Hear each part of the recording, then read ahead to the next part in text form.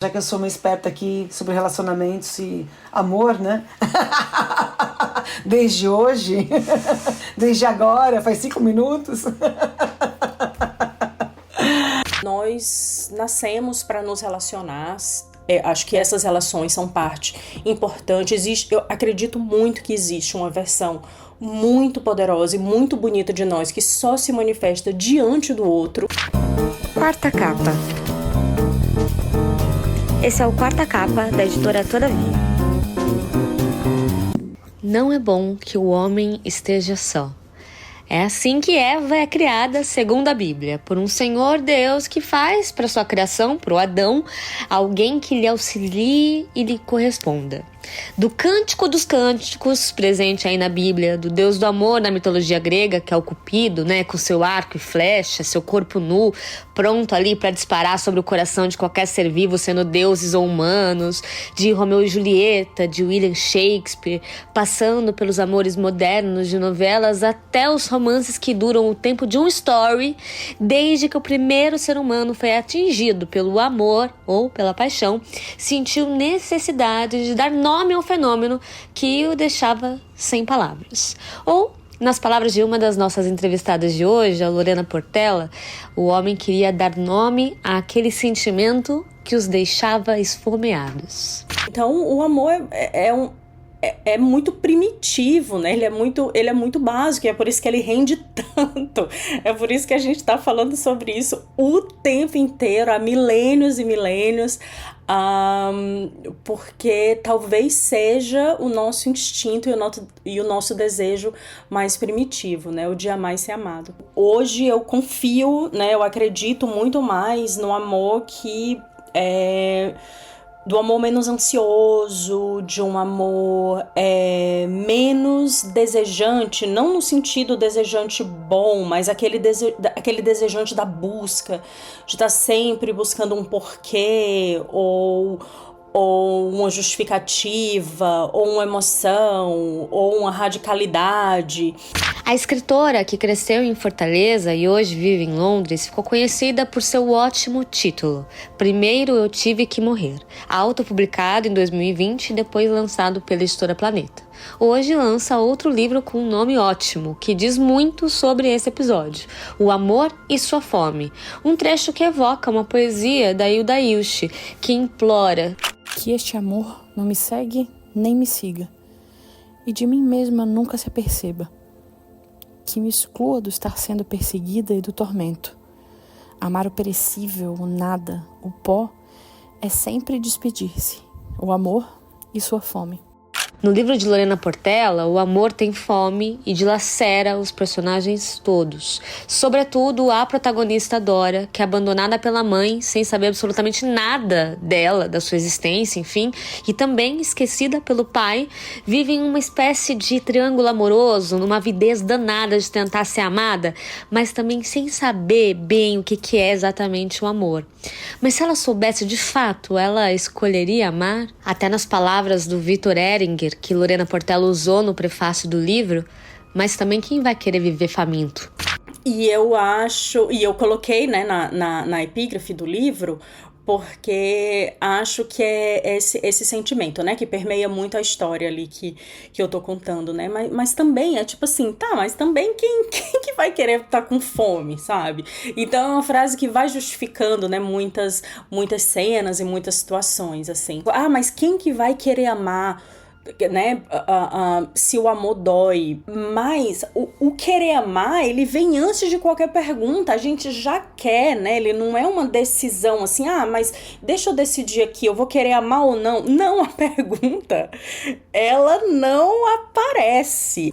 Enquanto Drummond declarava em sua quadrilha que João amava Teresa, que amava Raimundo, que amava Maria, que amava Joaquim, que amava Lili, que não amava ninguém, Marília Mendonça fazia várias gargantas transbordarem a sua própria máxima. Quem eu quero não me quer, quem me quer não vou querer. E finaliza com talvez a verdade mais absoluta de tudo que eu já falei até agora. Ninguém vai sofrer sozinho, todo mundo vai sofrer. Eu não queria ser tão radical, assim, numa fala, mas eu acho que com isso sou meio radical, sim. Todo mundo vai sofrer. Alguns mais, né, alguns menos, alguns vão aprender a lidar bem com isso, com esses desamparos, com essas expectativas, mas se lascar, todo mundo vai, não tem jeito. Solidão ou liberdade? Se você tá na internet, com certeza já se deparou com algum post que deixava essa pergunta no ar. Normalmente com fotos de pessoas comendo ou bebendo completamente sozinhas em lugares que subentende-se que sejam feitos aí para duplas. E a questão fica só com possibilidades de resposta, já que dificilmente a gente vai saber se a pessoa fotografada tá ali por querer ou porque tá sofrendo, né? Mas qualquer que seja a resposta, a pergunta em si deixa bem claro a visão atual, né? O ser humano precisa sempre andar acompanhado? É inteligente, né, administrar a vida estando confortável, né, com uma certa solidão, assim, acho que isso é fundamental, mas nós nascemos para nos relacionar. Acho que essas relações são parte importante. Eu acredito muito que existe uma versão muito poderosa e muito bonita de nós que só se manifesta diante do outro, né, que a gente desconhece por completo se o outro não existir. Então, acho que não tem por que a gente querer saber, assim. Se a gente consegue administrar a questão da solidão, que pode ser saudável, que pode ser bonita, que pode trazer dores necessárias, mas não tem porquê. A gente é melhor mesmo se relacionando com as outras pessoas, né? A gente se desenvolve, a gente é mais inteligente, a gente é mais afetuoso, a gente entende o mundo melhor. Um sociólogo polonês chamado Zygmunt Bauman, inclusive, evidenciou um fenômeno recente que nomeou de amor líquido. Segundo ele, na atualidade, a parceria entre as pessoas passa a ser experimentada como algo, como um bem de consumo, uma mercadoria. Ou seja, é algo instantâneo, consumido enquanto for útil e prazeroso, e depois é descartado, é substituído. Bauman destaca ainda que a fragilidade dos vínculos reside no fato de que os indivíduos imersos ali numa cultura de consumo, somada à cultura da exposição constante aí nas redes sociais, elas querem vivenciar apenas prazer nas relações sem conseguir lidar com nenhum desafio, com nenhuma tristeza, com nenhuma dificuldade. Levando isso em consideração, nossa definição de sofrimento acaba se alargando aí um pouco, né? Por isso que eu trouxe convidadas especiais para responder ao título do episódio. Todo mundo vai sofrer? Ou até, todo mundo já sofreu? Oi, meu nome é Liliane Prata e eu sou autora de Ela Queria Amar, Mas Estava Armada, entre outros livros. O bebê sofre, a criança sofre, mas eu acho que eles sofrem como uma espécie de descarga elétrica que vem e passa. O adulto, às vezes, evita sofrer, e aí ele pode se perder em sofrimentos mais prolongados ou mais destrutivos, mais autodestrutivos ou heterodestrutivos. Talvez todo mundo sofra, mas eu não acho que é todo mundo que entra em contato com o sofrimento. Entrar em contato com o sofrimento é algo que pode tanto nos humanizar como nos desestabilizar de vez. Mas talvez entrar em contato com o sofrimento seja o preço de entrar em contato com a vida. Eu gosto muito quando a Clarice escreve na Paixão Segundo o GH, quando ela define a felicidade como um estado de contato. Eu penso que tem o sofrimento que vem quando a gente enxerga o mundo em toda a sua dor e a sua complexidade. E tem o sofrimento que é pelo contrário, ele vem justamente do apagamento do mundo, da negação desse mundo que tantas vezes nos é tão difícil ou simplesmente tão frustrante. Esse sofrimento que vem do apagamento do mundo é um sofrimento que não nos humaniza, pelo contrário, ele nos distancia mais e mais de nós mesmos e dos outros. Olá, ouvintes, eu sou Andréa Del Fuego, escritora. Todo mundo já sofreu, todo mundo passou pelo nascimento. O nascimento é um acontecimento brutal. Eu não sei como que a gente pode se assustar com a morte, tendo a gente já nascido, passado pelo processo de nascimento, não é? E esse sofrimento, costuma-se fazer uma separação, né, entre sofrimento e dor, né? Eu acho até interessante que é como se o sofrimento fosse uma maneira de alongar aquela dor, né? E eu fico pensando que desejo é esse que a gente tem de alongar a dor às vezes. E eu volto com a pergunta: como você alonga a sua dor? Levando em consideração que para algumas pessoas o amor habita o mesmo lugar da intensidade e que tem muita gente ávida por uma paixão avassaladora daquelas da adolescência, o que é exatamente que a gente busca quando ama? Então, assim, tem uma coisa muito existencialista, assim, quando você está olhando para o outro, muitas vezes, né? Que você nem percebe. É uma vontade de você voltar à tua origem também, né? E se você quiser ir mais além, até uma busca quase dipiana. Essa voz que você escutou agora foi da Lucrécia Zappi, jornalista, tradutora e escritora brasileira que lançou pela editora Todavia os livros Acre e Degelo. Ambas as obras trazem histórias de idealizações amorosas, todas trazendo, cada uma aí à sua maneira, consequências avassaladoras.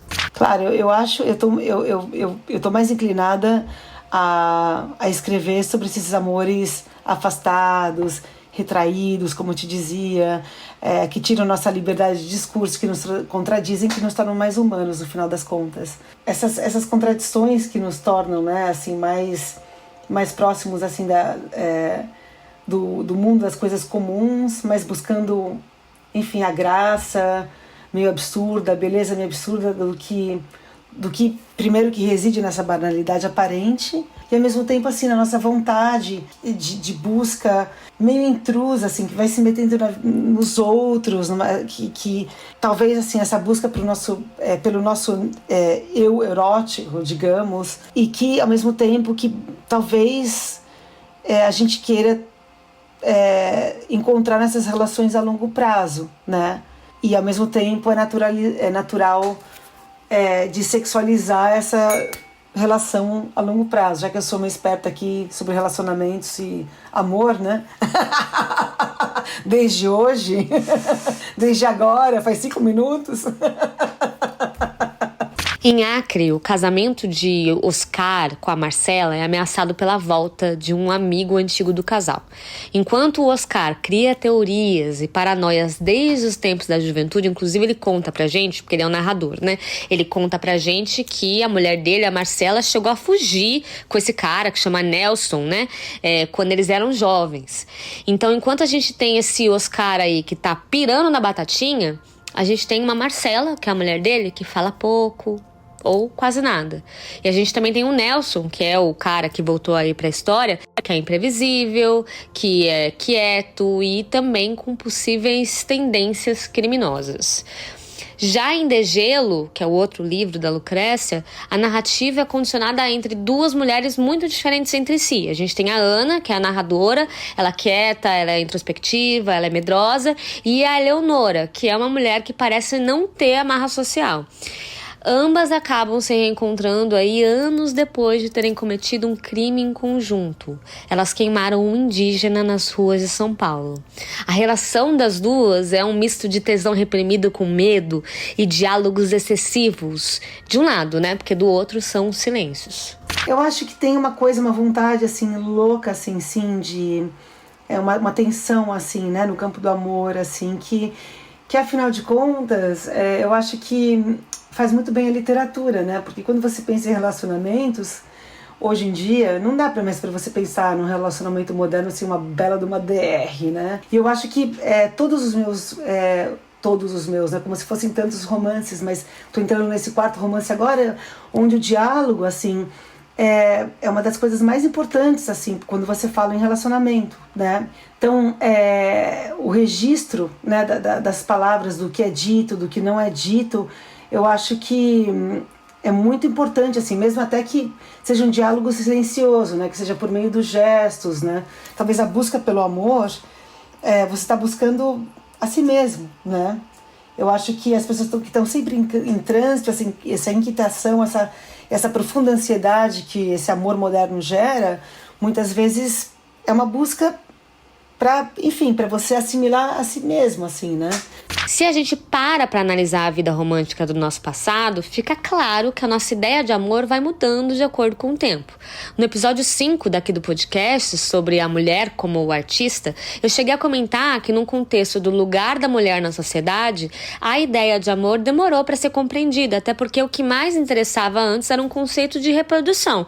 E por muito tempo até nem se enxergava a contribuição do homem para fins de procriação. Então imagina se alguém ia parar para pensar nesse tal do amor. Mas também eu acho interessante destacar que alguns dos padrões que a gente entende quando escuta a palavra amor ou até relacionamento sempre vai ser de acordo com a nossa própria cultura e a nossa própria visão. Por exemplo, a própria ideia do amor romântico, que acredita nessa atração exclusiva por amor, que não necessariamente envolve aí uma coisa sexual e etc., é totalmente uma ideia da cultura ocidental. O amor é universal, né? Eu acho engraçado, né? Quando alguém fala uma frase dessas, o amor é universal, e aí alguém diz, não, mas o amor nos Estados Unidos é muito mais simples que o amor no Japão, ou o amor no Japão é muito mais simples que o amor no Brasil. Então acho que é uma questão de, né, você tem um amor, todos são capazes de amar, obviamente, mas eu acho que assim, o ser humano é essencialmente um ser violento, mas é capaz de amar, talvez até por isso, por essa vontade, dessa intensidade, né, assim, que isso habita, né, a gente com toda a força, né, essa vontade de se apaixonar. Eu acho que é uma coisa muito natural da gente. O que muda talvez sejam os costumes, obviamente, né, cada um faz a seu modo, as regras mudam, né, de lugar para lugar. Mas também há de se pensar que nossos contextos, justamente por mudarem ao longo do tempo, podem também fazer com que determinados conceitos simplesmente deixem de existir, né? Quem nunca pensou na possibilidade de não sentir absolutamente nada para passar aí incólume pelas questões difíceis da vida? Pois é, tem pesquisas que apontam que essa nova geração já consegue fazer uma coisa parecida. Para a geração Z, nascida entre 1995 e 2010, ela imagina que as pessoas têm aversão a relacionamentos de longo prazo porque elas são mais introspectivas sobre os tipos de relacionamento que desejam ter, diz ela. Cada vez mais pesquisas confirmam a opinião de Lee. A geração Z parece ter uma visão muito pragmática dos relacionamentos em comparação com as gerações anteriores e estão fazendo menos sexo. Eles compreendem que poderão ter parceiros diferentes em diferentes épocas da vida, que podem atender a necessidades diversas, segundo Julie Arbit, vice-presidente global de conhecimentos do grupo de comunicação Vice. Mas eu não sei, assim, são questões assim, muito interessantes, eu acho, né? E essa coisa de conciliar, né? Essa volta, esse retorno, né? Esse retorno ao nosso eu e e ao mesmo tempo criar o respeito e a confiança, né? Que isso não vem nas primeiras impressões, né, com alguém que você encontra pela primeira vez, mas que talvez você busque isso, né, a longo prazo, mas isso também te leva para outros caminhos, assim, né, que não necessariamente, ou pode vir a ser bastante emocionante também, né, por que não? Eu acho que o amor, ele quer constância, né, ele quer ser perene. Hoje eu confio, né, eu acredito muito mais no amor do amor menos ansioso, de um amor menos desejante, não no sentido desejante bom, mas aquele desejante da busca, de estar sempre buscando um porquê, ou uma justificativa, ou uma emoção, ou uma radicalidade. No final, sendo amor ou paixão, só uma verdade fica. Acho que sim, se tudo der certo, tudo acaba em sofrimento, para não falar outra coisa.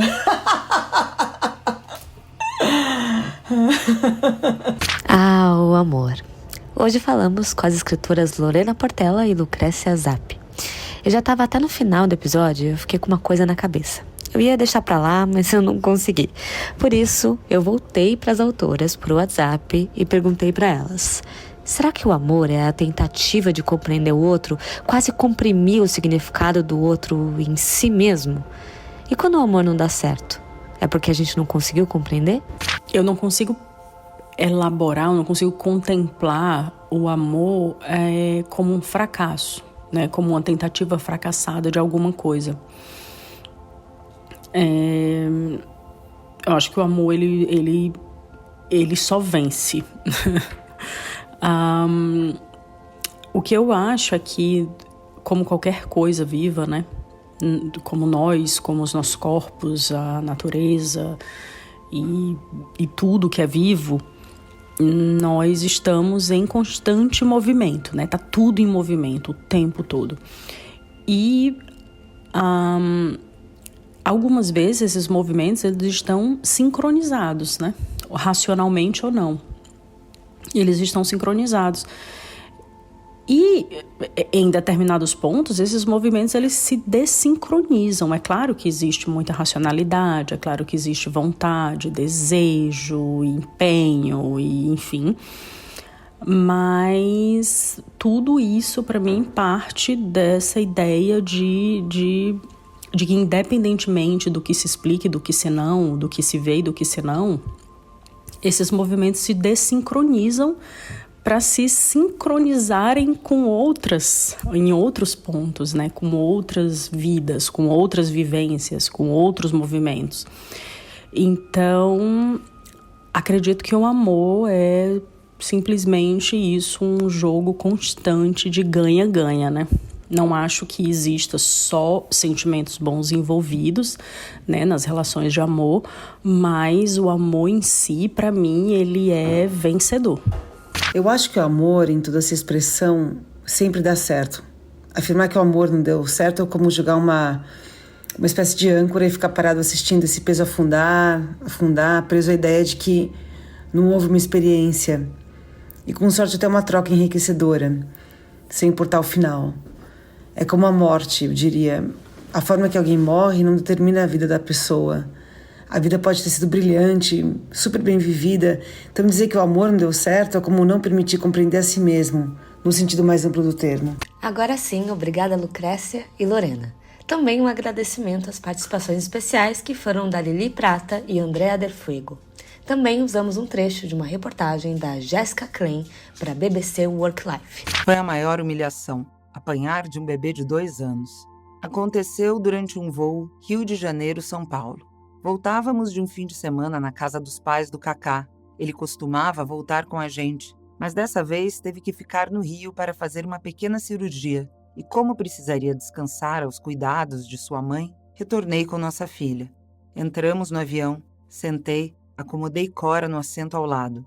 Quando fui fechar o seu cinto de segurança, ela freou a minha mão. Não foi uma surpresa. Cora sempre detestou cintos. Volta e meia fazia onda para aceitar o da cadeirinha do carro. Mas no avião, a recusa foi veemente.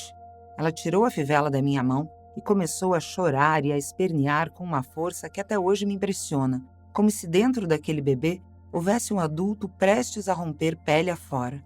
Tanto que tentei de todas as formas e não conseguia fechar a fivela, ela gritando e se debatendo.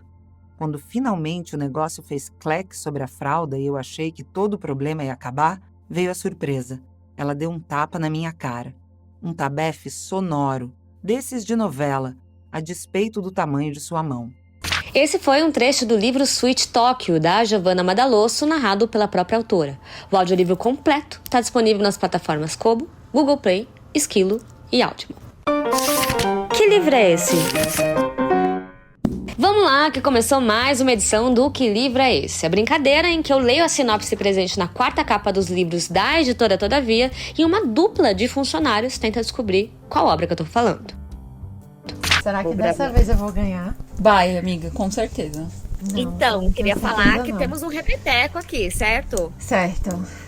Como que foi a primeira vez de vocês? A minha foi péssima, nota dó. A minha eu ganhei. Então vamos ver agora, vamos ver quem vai ganhar. Mas antes se apresentem pra quem ainda não reconheceu a voz de vocês.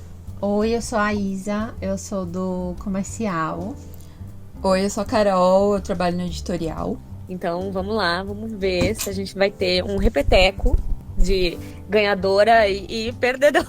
Não, gente, com certeza não. Terá. Como é que eu vou ganhar de alguém do comercial que precisa saber todos os livros pra vender, entendeu? E vai que eu não ganho, pode Caraca, ser que eu não você tá sei de botando livro agora. nenhum. Daí corta, Tati, corta.